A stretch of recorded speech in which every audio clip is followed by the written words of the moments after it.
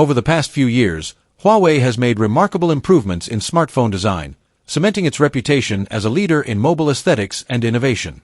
Despite facing global trade restrictions and losing access to key technologies like Google services, the company has consistently pushed boundaries in both hardware craftsmanship and visual appeal.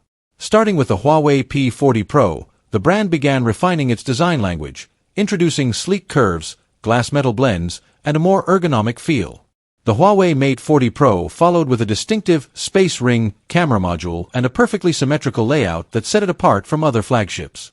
More recently, the P50 Pocket and Mate X3 showcased Huawei's advancements in foldable design, offering ultra-slim, lightweight bodies with impressive hinge durability and crease-minimizing displays, rivaling or even surpassing competitors like Samsung in certain areas.